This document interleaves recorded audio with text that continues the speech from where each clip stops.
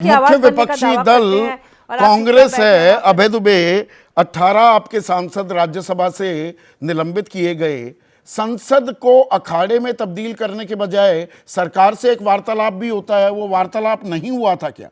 या वो करने की जहमत या जरूरत आपने उठाई ही नहीं या समझी ही नहीं? संदीप संदीप चौधरी जी, एक तरफा बात नहीं हो सकती। अगर ये बात होती है कि आप प्ले कार्ड्स लेकर नहीं आएंगे, तो इस वजह से होती है कि सरकार हर विषय पर चर्चा करने के लिए राजी होगी, जो जायज है। एक बहुत प्रतिष्ठित अखबार ने एक रिपोर्ट आज प्रस्तुत की है। उसमें वो लिख रहा है कि 2019 से at least 149 times since 2019 MP suspensions. वो कह रहा है कि 149 बार सस्पेंशन हुआ है आजाद भारत के इतिहास में, ऐसा आज तक कभी नहीं हुआ। इन्होंने पूरी पार्लियामेंट के सिर्फ सांसदों को सस्पेंड नहीं किया, पार्लियामेंट्री प्रोसीजर को, पार्लियामेंट की आत्मा को सस्पेंड करके रखा है। पार्लियामेंट्री स्क्रूटनी का सिस्टम एक था यूपीए की सरकार के समय, आपने बहुत डिबेट की, पर 75% बिल पार्लियामेंट्री स्क्रूटनी के लिए कमिटीज को जाया करते थे। सर्वोच्च अदालत को कहना पड़ा कि वो सिस्टम कोलैप्स हो गया, 24% भी बिल अब पार्लियामेंट्री स्क्रूटनी पर नहीं जाते हैं।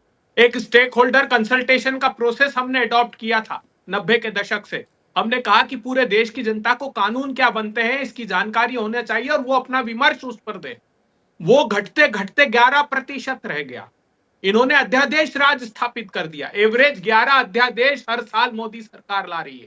कूद के पांव पालने में दिख गए थे। किसानों की जमीन हथियाने से लेकर कृषि के काले कानून से लेकर सीबीआई ईडी के डायरेक्टर्स के अपॉइंटमेंट का एक्सटेंशन, और जब पार्लियामेंट होनी रहती है उसके 5-5 दिन पहले अध्यादेश लाए जाते हैं।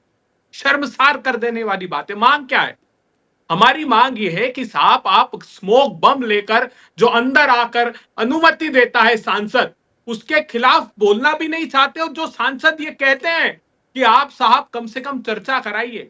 6 दिन पहले इस घटना के, जो ये 13 दिसंबर को घटना हुई, एक आतंकवादी ने वीडियो डाला। हाँ, और पन्नू उसने ने। चुनौती दी भारत की सरकार को। पन्नू ने उसने कहा कि मैं वैसा ही हमला करूंगा जो 2001 में किया। जब प्रवक्ता से विदेश मंत्रालय के पूछा कि साहब वो ये धमकी दे रहा है, उन्होंने कहा संबंधित देश से बात कर ली। अरे आपके देश ने क्या किया? आपकी सरकार ने क्या किया? आपके गृह मंत्री ने क्या किया?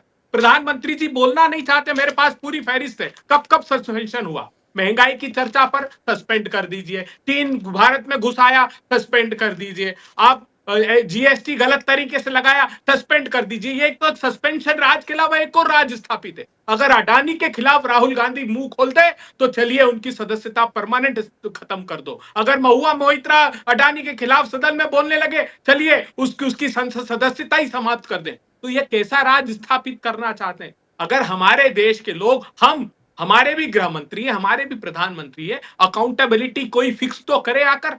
सदन में बोलने में तकलीफ क्या है? हमने कहा था मणिपुर पर चर्चा कीजिए, नहीं की। हम भारी मन से अविश्वास का प्रस्ताव लेकर आए, प्रधानमंत्री जी ने 50-60 मिनट बोला ही नहीं।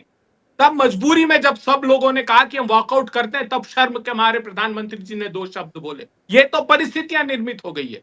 जब बाहर होते हैं सदन के तो कहते हैं स्वस्थ चर्चा का प्लेटफॉर्म होना चाहिए। अरे साहब, हम प्ले कार्ड लेकर आना इतना गंभीर अपराध नहीं जितना स्मोक बम लेकर आना है। कम से कम हम अकाउंटेबिलिटी फिक्स करना चाहते हैं लोगों की, उस पर चर्चा तो करा लीजिए। देश के गृह मंत्री जी, यही तो अपेक्षा है। उसके एवज में क्या मिलता है हमको? सस्पेंशन। ये मोनोलॉग चल रहा है। नहीं चाहते प्रतिपक्ष, ये कांग्रेस मुक्त भारत नहीं, ये कहते हैं प्रतिपक्ष मुक्त संसद चाहते हैं।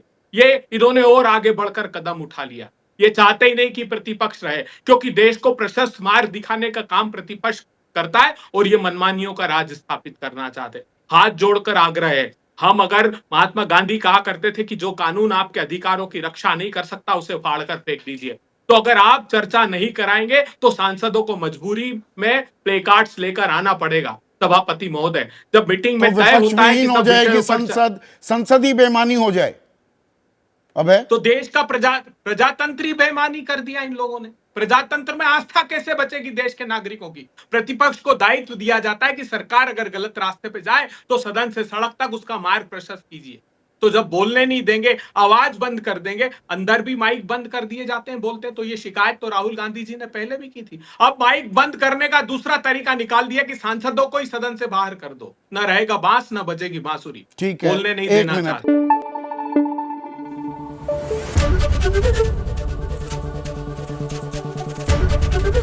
एबीपी न्यूज आपको रखे आगे।